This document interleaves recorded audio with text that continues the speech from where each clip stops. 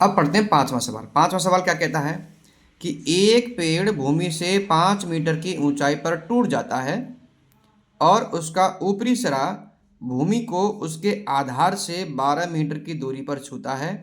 पेड़ की पूरी ऊंचाई ज्ञात कीजिए। यानी कि एक पेड़ है, वो भूमि से 5 मीटर ऊपर, यानी कि भूमि का मतलब क्या हो गया, आधार। अब आधार से 5 मीटर ऊपर क्या होता है, वो टूट जाता है। तो आधार, नीचे आधार है और ऊपर 5 मीटर से उसको हम तोड़ देंगे, तो तोड़ करके वो कहाँ गिरेगा, वो आधार के बिल्कुल एक दूसरे कोने पर गिरता है। कहाँ गिरता है, आधार से 12 मीटर की दूरी पर छूता है। तो पेड़ की पूरी ऊंचाई ज्ञात कीजिए। तो पहले हम इसका कच्चा चित्र बनाएंगे। ये हमने आधार बना लिया। अब आधार है, ये आधार का एक बिंदु है। क्या है, ये आधार का एक बिंदु है यहाँ। तो यहाँ पर कोई पेड़ खड़ा है। अब वो कितना बड़ा है, इतना बड़ा है। अब कितना बड़ा है, वो कहाँ से टूटता है, वो 5 मीटर की ऊंचाई से टूट जाता है। तो 5 मीटर तक तो वो बिल्कुल कैसे खड़ा है, वो सीधा खड़ा है। कैसे खड़ा है, सीधा। इस 5 मीटर से, कहाँ से, 5 मीटर से, 5 मीटर से वो टूट करके टूट जाता है। क्या होता है, टूट जाता है। और टूट करके कहाँ जुड़ता है वो, यानी कि इस बिंदु से 12 मीटर की दूरी पर। कहाँ पर, 12 मीटर की दूरी पर। ये 5 मीटर से यहाँ ऐसे, ये 12 मीटर की दूरी पर आकर के इस आधार को छुएगा। ठीक है, तो ये क्या है, ये समकोण है। पेड़ खड़ा है, यहाँ समकोण है। लंब कितना हो गया, 5 मीटर हो गया। आधार कितना हो गया, 12 मीटर हो गया। तो हमारे पास क्या बचा, कर्ण। तो हमें क्या निकालना है भाई, हमें कर्ण निकालना है कि कर्ण कितना आएगा। ठीक है,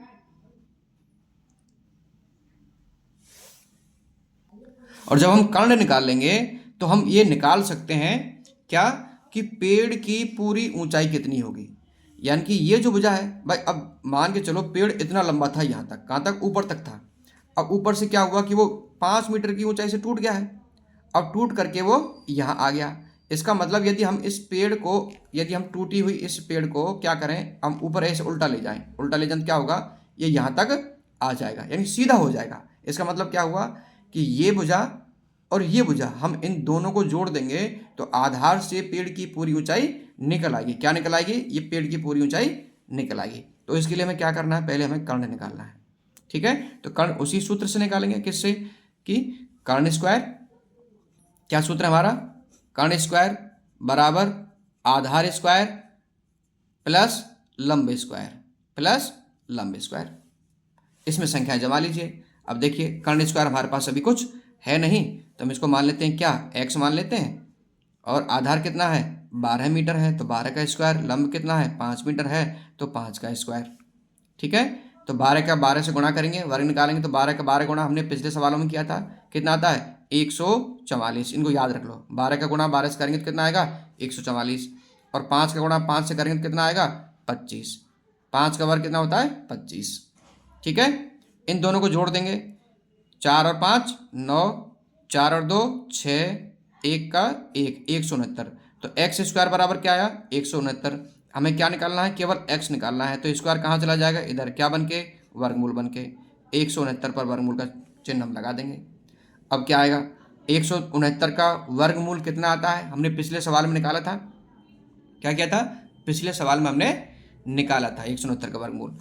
तो 169 का वर्गमूल आता है 13। कितना आता है, 13, क्योंकि हम 13 गुणा जब 13 करेंगे तो उत्तर आएगा हमारा 169। गुणनफल क्या आएगा, 169।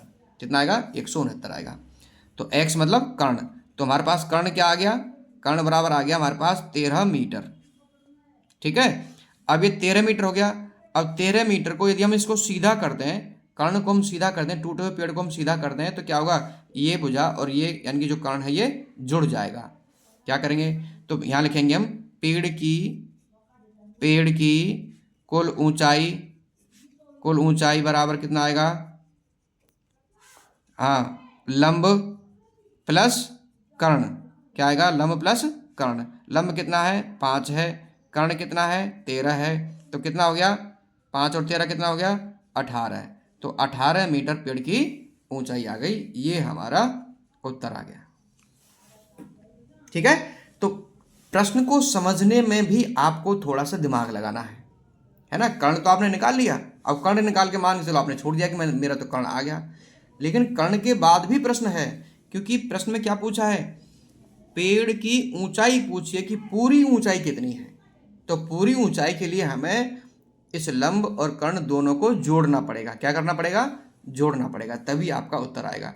यदि आपने मान के चलो यहाँ आपने करके छोड़ दिया और आप भूल गए, तो आपके उत्तर में जो नंबर हैं वो कम मिलेंगे, पेपर में पूरे नंबर आपको नहीं मिलेंगे।